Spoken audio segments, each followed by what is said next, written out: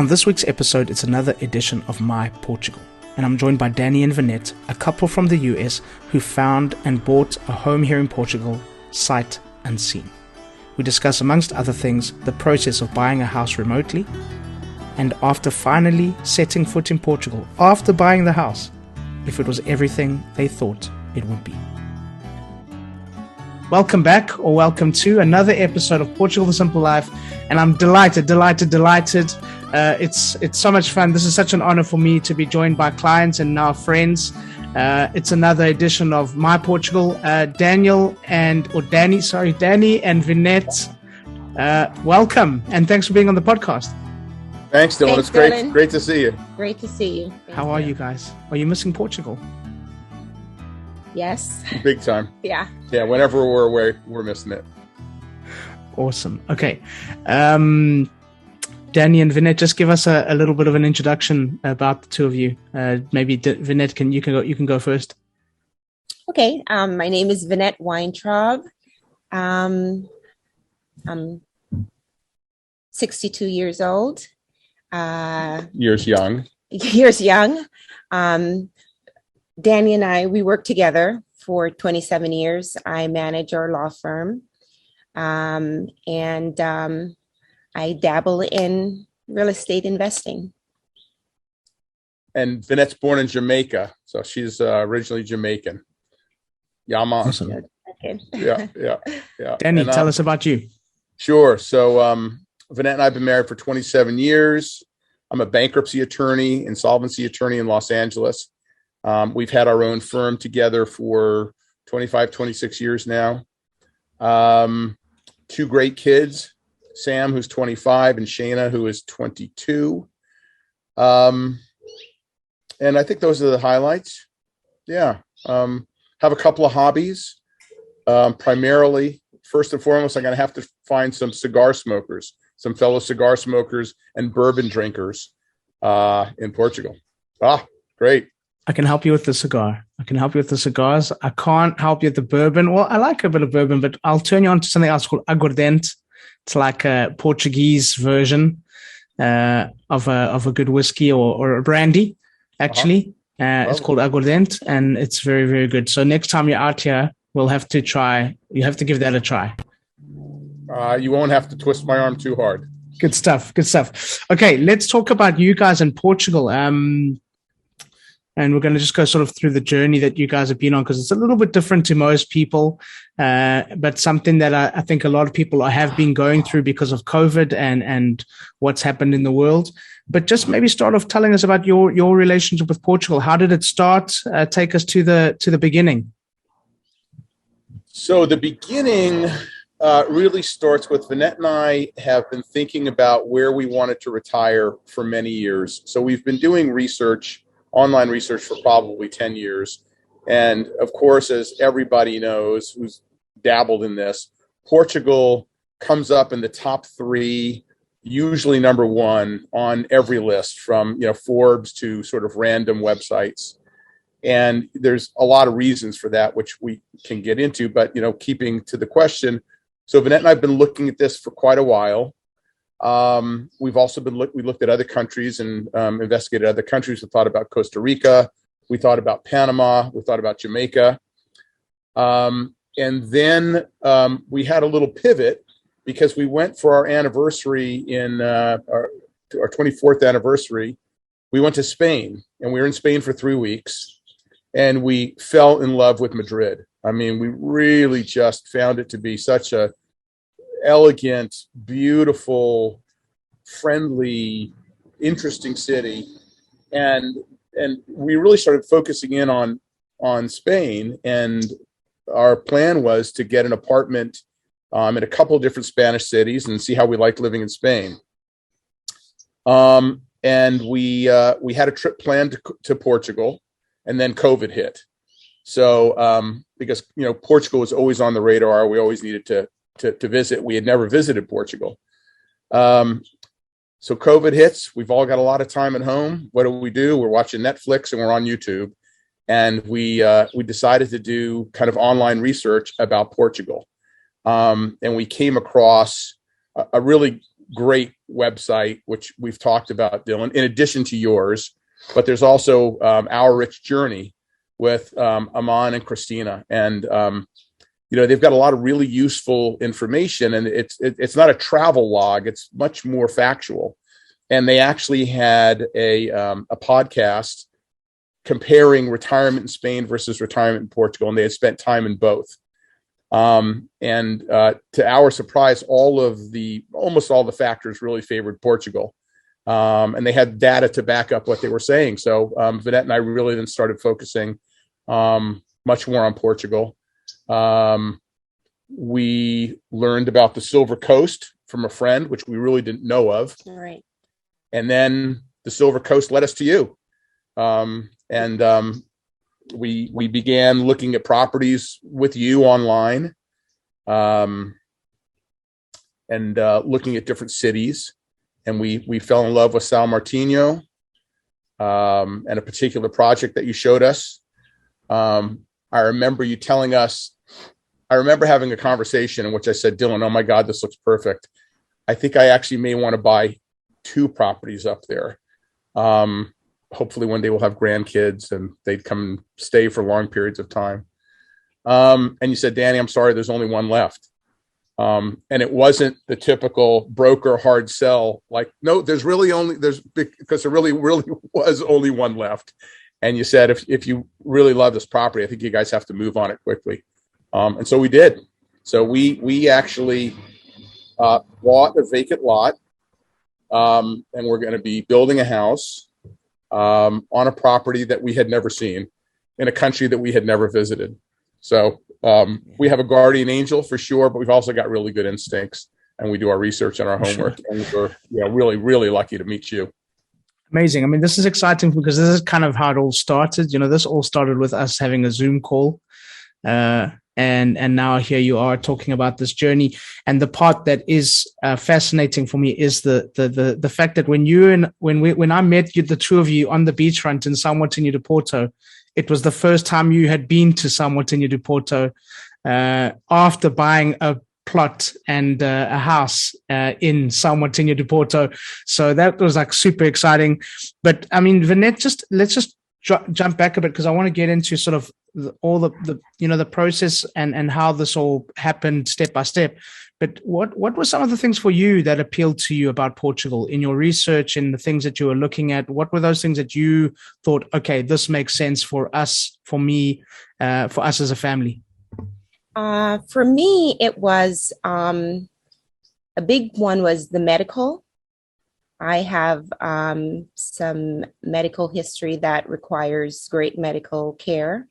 And the research that Aman and Christina did really delved into the English-speaking part of the medical system there and how great the medical system, both private and the public system were. And so that was huge. Safety was also another factor for us. We really have found that things are getting out of hand as far as safety is concerned in some of the cities where we reside, and we're not looking to be in that sort of environment in our retirement. And that's basically the ones that were at the top of the list for me. Because Portugal it's ranked as like the 3rd safest country in the world. Yeah. I mean, for you guys, I mean, besides the two things that you've sort of mentioned, Vinnet, but what's happened in your lives that you've actually got to the point where, hey, we don't actually want a holiday home. This is not just a place to go to the sunshine, because that's kind of how it all starts for people, is they think Spain, Southern Europe, sunshine, but this is deeper for you and for what it represents for your family. It's the next step in your lives. It's your next home. It's your next happy place. What's happened in your lives over there where you've got to the point of saying, hey, we don't want to be here and we want to move to Portugal on the other end of the Atlantic? Well, retirement, of course, is what we were thinking about and planning on for years. Cost of living, safety, um, a beach property where we could have our family together, grandkids, hopefully. Um, those are the things that really we were looking for, and we found it all there.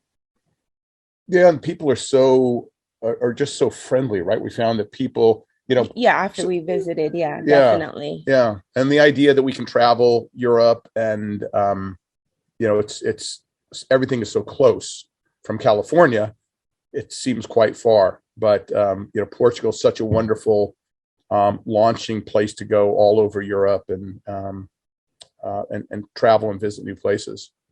Yeah, quality of life, I'd say. Quality of life. Yeah. Okay, so you've got to the step where you're like, okay, time to move, time to change, time for a new phase in our lives. Portugal's the one. Thanks to what are their names? From Aman and Christina. Christina. Say the names again. Aman and Christina. Aman and Christina. Aman and Christina, we need to give them a shout out from Our Rich Journey because they're the reason you guys are here. So, well, metaphorically here, eventually here, they're the reason. So Yeah. let's give them a shout out. But you've made that decision. Just take us through some of the steps now through what you did online, the kind of contacts, how that all happened. And then what were those things that sort of grabbed you on the location and the property that you eventually bought? So, we really like the fact that it's an hour from Lisbon, from the big city. Anytime we want to get down for a weekend to see a football match, to go to a museum, to catch opera, a concert, Lisbon's right there. And it's such a pleasant and easy drive. There's no traffic. We've done it, 2 or 3 times. I love how you said football, not soccer. I mean, you're already fitting right in there. It's amazing. I did that for you. So São Martinho is, it's just a lovely seaside village. It's not too small and it's not too big. I'll tell you a little story. When Vinnet and I landed for the first time in Lisbon, and we were standing on the plane, getting ready to deplane, and I noticed that I had both a lot of excitement and a lot of anxiety because we had made this commitment, and we'd never been to the country. So I turned to Vinnet and I said, "So, what are you feeling right now?" Sorry, there's a helicopter going overhead. So she said, nervous and anxious and really excited. So I said, you know what? I am too. And that's, totally appropriate given what we were doing. We had bought this property in a country we'd never seen. From the time that we exited the terminal and met the first taxi driver and then drove to the hotel in Lisbon, we were like, wow, this is beautiful. We really made the right choice. And we fell madly in love with Lisbon. Lisbon, we traveled a lot. Lisbon's definitely our favorite city that we visited. And then, so we spent 3 or 4 days in Lisbon, and then we went to São Martinho, which to me felt very small initially. Like, oh my God, maybe we made a mistake. Maybe I need a big city. Vinnet loved it. She's lived in smaller towns. In villages. In villages. So I said, So I said, well, just give me like 24 hours to kind of settle in. Because it's a big change for me. And after 24 hours, I realized this is paradise. Awesome. We're going to get into your village and talk about your village. And I want to just sort of drill down on that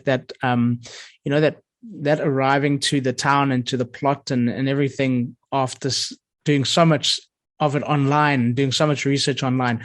But just take people through the steps of how it all happened from the point of seeing the property to the first interactions, all those things that you did to the point of actually acquiring the property. I mean, you don't have to give us too many details, but just, the general steps that you guys went through and how it all played out for you and what was important for you along the way.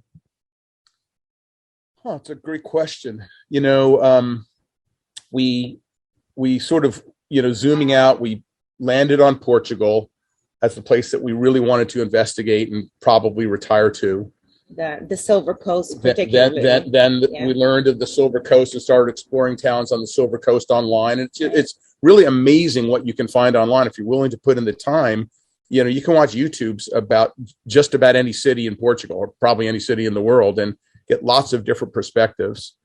And São Martinho just looked like the spot for us. And so the next step was, okay, how do we explore properties and how do we find a realtor? And we found you and Portugal Realty, and we actually started watching some of your podcasts because they bring, a different flavor, a much deeper dive and perspective of life, culture, history, contemporary Portugal food, all sorts of, wonderful information on your podcasts. Yeah. And the podcasts with the locals are really helpful to hear what people who have lived there, who've moved away and moved back and all of that, and all the other expats and all of that. Those were really great. Yeah. Give us a sense of what it was all about. And then I think, Dylan, when we found the plot and we saw where it was and, the view that it has and the proximity to the town, and the style of the house, frankly, we really loved the design. It was really cool. I think we were sold, we were really sold. And, the other thing, obviously, for Americans is cost, right? I mean, you can buy real estate prices in Los Angeles versus real estate prices in many places in the world are, dramatically different. So that's very, very attractive that you can buy a house and not sort of have to break the bank. And that's wonderful. Yeah, I remember one of the conversations that we had was you were saying to me that a house like this in LA would be a lot more expensive, and the cost of this, and I remember everything happened really, really quickly because it was kind of the last plot because you loved it because the location made so much sense. And just take us through those steps, because we did everything remotely. You guys weren't here for any of this. We did all of this via phone calls, Zoom meetings, WhatsApps, reservations, etc. The lawyer, all of that happened. All of this happened remotely. So just take us through those final steps, and how was that experience for you? It was a great experience. I must say that Dan handled most of that. So we talked about it, but he was really the one dealing with all of the attorneys and everyone else to pull everything together. Yeah, I mean, one of the brilliant and nice things about, sort of your business model, Dylan, is it's kind of one-stop shopping. So, it would be a challenge to hire a lawyer and an accountant in a country that you've never been to, right? So Portugal Realty and Leisure Launch, that affiliation really brings so many resources to people like us under one roof. So you introduced us to Nuno, and you didn't push him. You said, Dan, if you don't like him, we'll find another attorney. And you introduced us to an accountant. You said the same thing. So, that's really pleasant. At no time did it feel like a hard sell. And it always felt like the resources and the support that we needed to do this was available. You guys do things differently from the legal perspective than we do. We don't have a retainer agreement with Nuno. In California, you must have a written agreement with a client. So that was a little different, especially when we're wiring a substantial amount of money to his trust account. Again, not having met him and not having a written contract, you assured me that, Danny, this is the way it's done here, and it's okay. And you've just been, the Sherpa of Sherpas to get us up the Everest of buying a property. So we're really grateful to have met you. Yeah, and having everything under one umbrella, so to speak, was really helpful for us.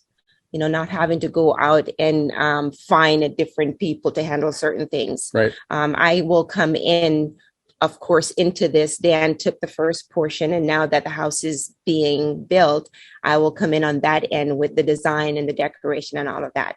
That's where I Right. We'll And spend they most of have my all those time, resources as well. and you have all those resources as well. Right.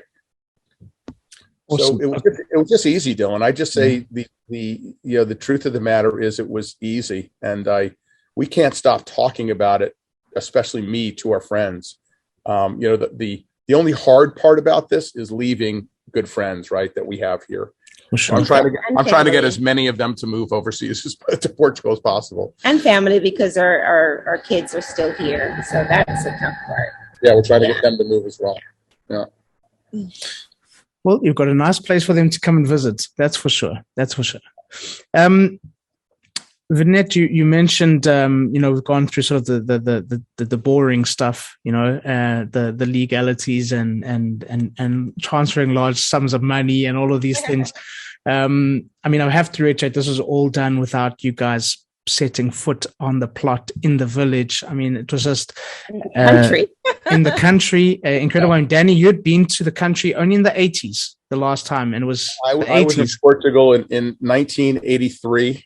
Okay. And I was there for a short while, a few days in Lisbon. I don't even remember how many. And then, of course, as a 23-year-old kid down in the Algarve on the beaches and camping and living life. Yeah. But amazing. That doesn't really count. Everything's changed, including me, quite a bit since I was 23. Yeah. For you, let's talk about the village. Let's talk about, it's a beautiful home. The design is phenomenal. You've got the living area on the top to take advantage of the views of the valley and to the ocean. We're not going to give the address out because we might have some stalkers on the listening to the podcast, and we don't want them just rocking up to your house one evening or something, So, but the village São Martinho de Porto, as you guys know from the podcast, we love talking to people about their hometown, their terra, their village. São Martinho de Porto is your village. Vinnet, you loved the fact that it had that village feel. So you had the village experience growing up in Jamaica, then to the big city in America, and then now coming back to a seaside village. What were those things that appealed to you and that you loved about this location? I'll tell you, it was really relaxing. I love the food. I love the people that we met. Everyone was very welcoming. It's just beautiful. It's sort of magical.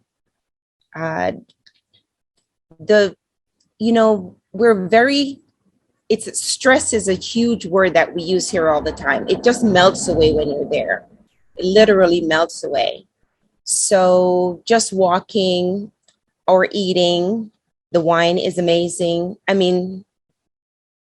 Just about everything that we've experienced so far. Yeah, I agree. And the farmers market is really cool. So you had told us, Dylan, hey, there's a farmers market.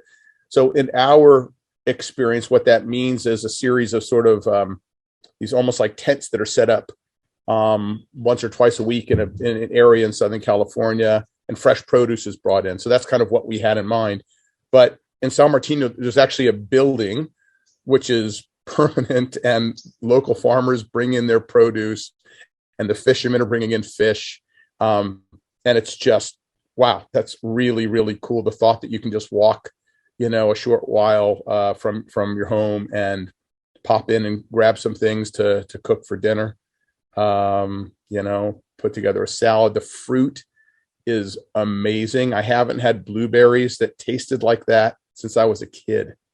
That I just can't remember blueberries really tasting like blueberries. And the weather is amazing, and the fact that so many people speak English, was a big draw for us as well. The farmers market thing was important for you because I remember you said you love to cook. And where are we going to get our ingredients from? And I said, no, you're good in Portugal. That'll be fine. So it's awesome. I'm just picturing you guys in that kitchen of yours with that view out to the ocean, cooking some food bought from the local farmers market. That'll be amazing. We are too. What a fantasy. Looking forward to that, and barbecuing and our pizza oven and all of that in the backyard. Right. So you're going to have to teach us, Dylan, how to a proper Portuguese barbecue. Easy. It's not. If I can do it, anybody can. If I can do it, anybody can. I mean, let's talk about that experience that we've mentioned it a couple of times, but just sort of take us through that moment that you finally got here. You've done all of this research. You own a plot already. You've done how many emails, how many phone calls, how many Zoom calls back and forth, and now you're arriving to Portugal as a homeowner. What was that feeling like for you, first of all, Vinnet, arriving in São Martinho de Porto and seeing it on the ground in person? Describe that to us.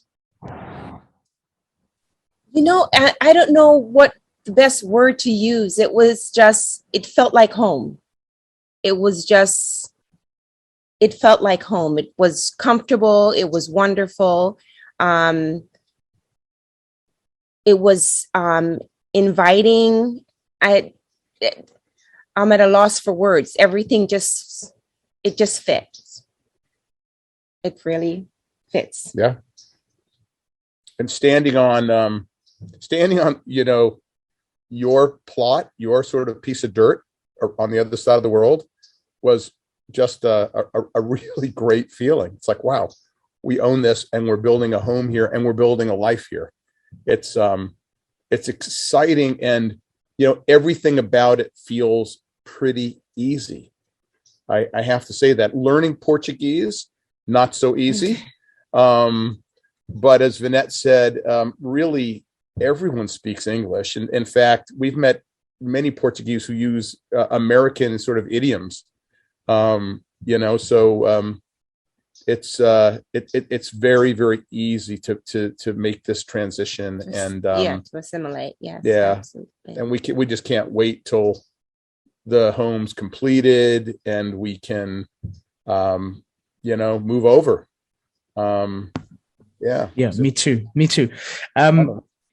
Danny, for you, having done, Vinnet already spoken about how you did a lot of sort of the legwork at the beginning, and making all of this happen from a so logistics point of view and the legal perspective.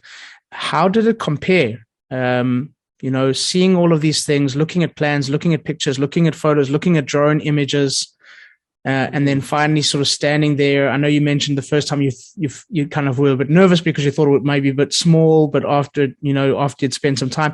But how was that? How would you say, did it match and meet your expectations? So that's a great question. Vinnet and I, as I said, we did a lot of research. We really, really did. We did a deep dive into Portugal on, as Vinnet said, up the medical system, the education system. We could go through a whole bunch of factors. I would say Portugal is the only place that I've visited that exceeded expectations, other than Japan, which is just a very, very different experience, because it's just such a foreign culture. And Japan, almost, you don't really have expectations because it's so foreign, but it was an amazing trip. But of all the places that we visited, you always have expectations. You always do research. You get a sense of what you're going to see and what you're going to do. And everything about Portugal just exceeded expectations. The people were actually friendlier than one can describe. Vinnet lost her wallet the first night that we were in Lisbon. The cab driver, I remember that, yes, driver drove it back to the hotel where he picked us up. Now, waited and wouldn't give it to the hotel. And, I kind of thought initially, okay, so he's going to want a tip or some kind of thing for bringing the, he wouldn't take any money. And everything was in her wallet. Like, that just is amazing. And we could give you a ton of examples in that regard. People are so easy to talk to and so forth, coming with information and helpful. So, we feel very, very lucky. Amazing.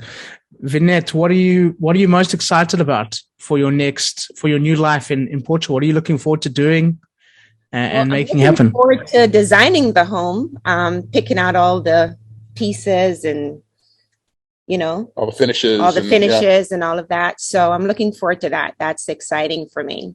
And then the process of moving in. And any thoughts about after we're there? After we're there, seeing the country, seeing the rest of Portugal, visiting all the different. We went to Nazareth. Yeah, and loved that. So we haven't been around very much. So we've spent some time in San Martino, but we want to. I'm looking forward to seeing more of Portugal. We spent time in Lisbon and Nazareth and San Martino. I want to see more of Portugal. Yeah, and we've got some ideas maybe about a new business we're going to start, Dylan. We'll talk to you about that maybe later. Okay. And I, on your podcast, you introduced Tim Vieira. Yeah. With Brave Generation Academy. And I've kind of, through your podcast, I've connected with him. And I'm looking forward to maybe helping out, volunteering, maybe teaching in any, in any way that I can. So it's, Vinnet and I are retiring young, and we've got a lot of energy. So we're going to find stuff to do and get really integrated into the community, I think. Tim's opened up a Brave Generation Academy not far from where your house is, in Caldas, just off the main fruit market in Caldas. He's opened an academy there, and he's also just about to open one in Abydos as well. So there's going to be 2 academies nearby to use. So that could work out perfectly in the end. It's amazing. Can you remember what we ate on the beach the first time we met each other in person? You guys had sea bass, right? You and Dylan shared some sea bass? Yeah, we shared sea bass. And then we went to the desserts. The little pastel. Yeah. Pastel de nata. Yeah. Can't get enough pastel. Portuguese pastries, best kept secret, I think, in the world. I don't know why the French and the Italians get so much credit for their pastries, because Portuguese pastries, to amazing. Me, just take the cake. Yeah. How many did you have? Just give us a ballpark figure. How many did you have while you were here? I think my lawyer has advised me not to answer that question. Plenty. Yeah, they're just delicious. And it's great to have them in different, bakeries, because they're actually, sort of slightly different. I'm going to have to find my favorite pastel. You've got a good bakery up there in town. So up by in the old town. I don't know if you went to that one where they bake them all fresh. Yep, of course. Near where the chicken place is. Exactly. Yeah. I mean, for people thinking about doing this, for people thinking about taking the leap, for people thinking about is it possible? Is it doable to move to, never mind Portugal, but to another country? Of course, we're talking about Portugal here. What would you say to people who have that question and who want that change and who are at a similar stage to you guys? They should absolutely look into it. I would say definitely. It's worth.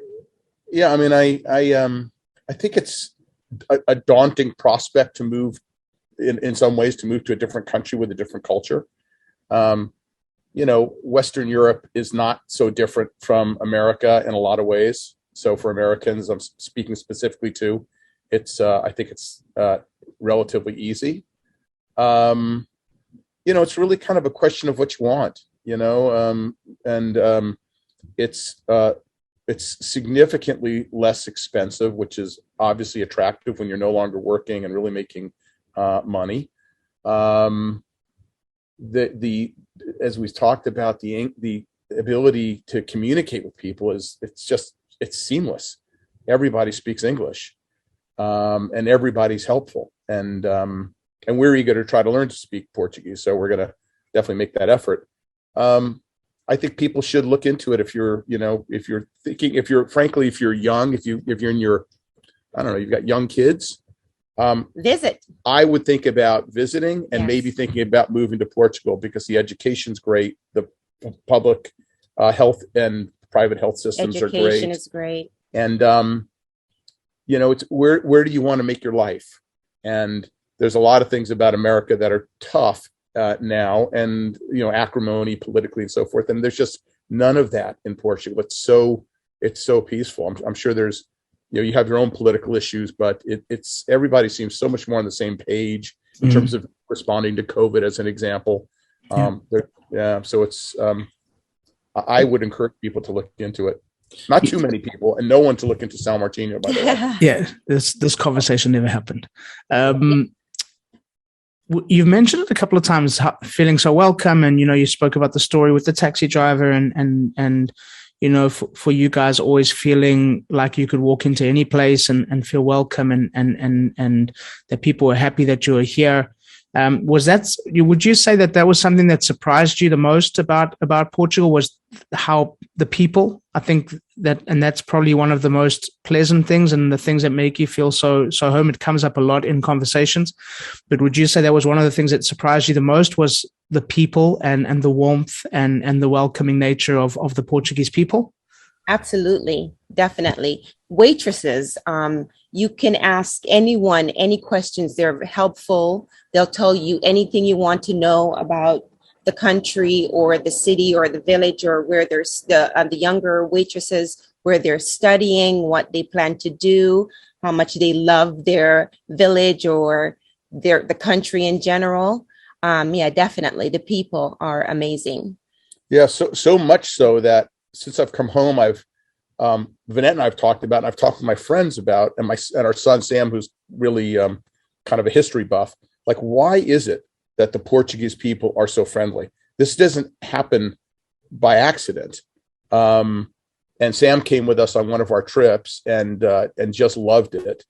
And I think it has something to do with Portuguese history, with exploring, and going out into the world and coming back with new experiences.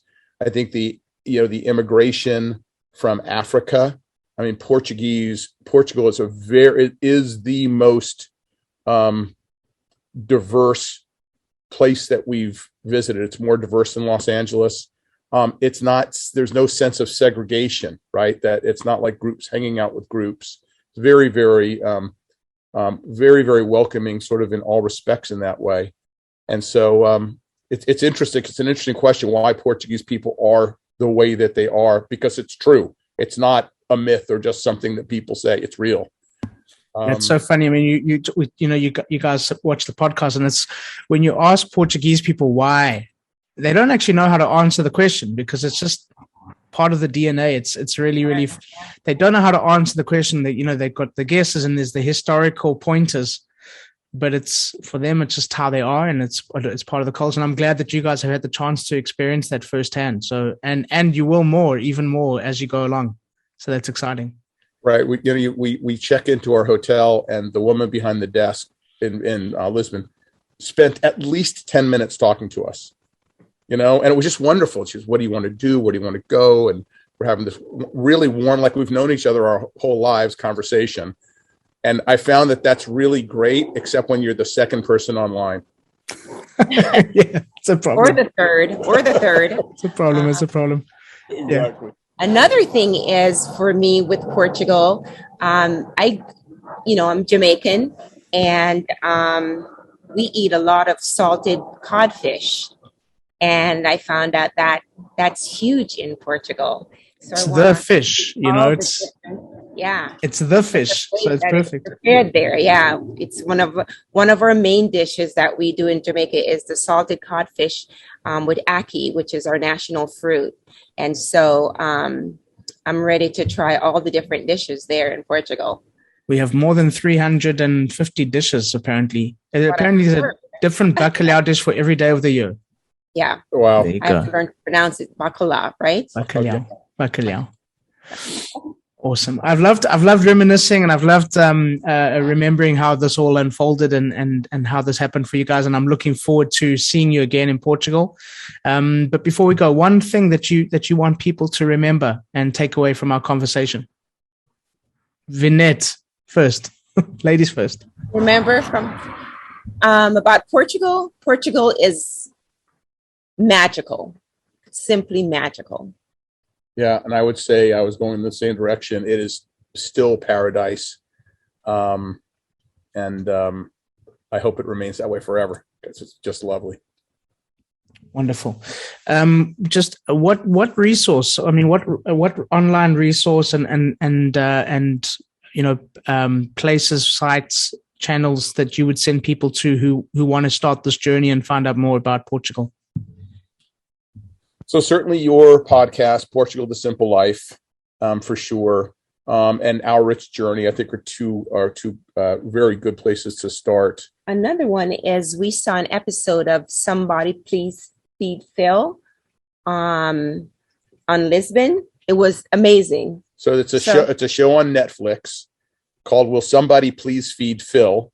And Phil Rosenthal, I think is his last name, is a comedian, and he travels to all these different cities and tastes their food, and he interacts with the public. So he did one on Lisbon.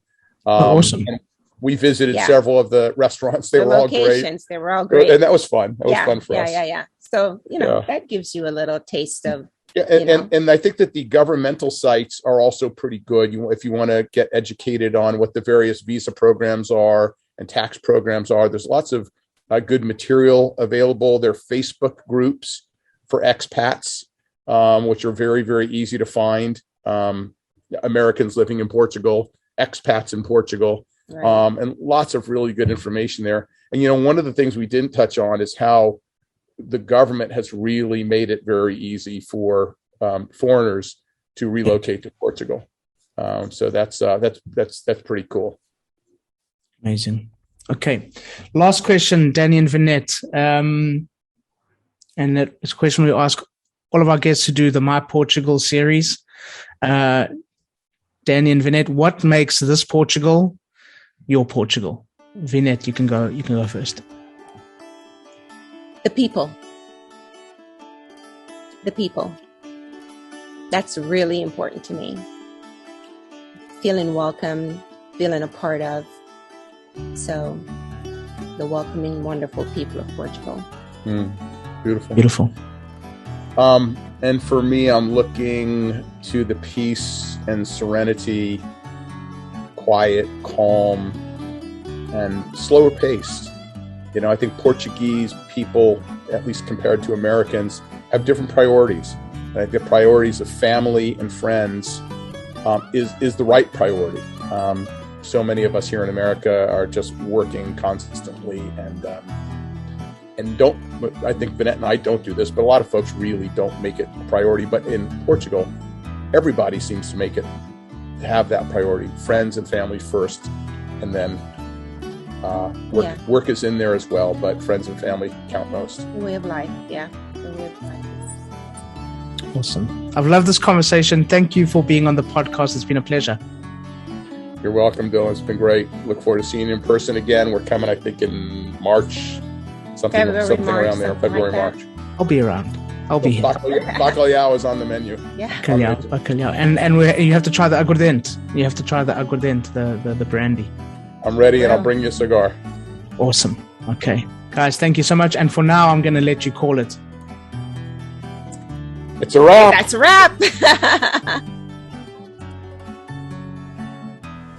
So thank you once again to Danny and Vinnet, and thank you to all of you for listening. Please subscribe, share with your friends, give us a thumbs up, and please leave a comment or a review. We'd love to hear from you. And we'll be back next week with a brand new episode. As we say in Portugal, sejas bem-vindo. Welcome to the simple life.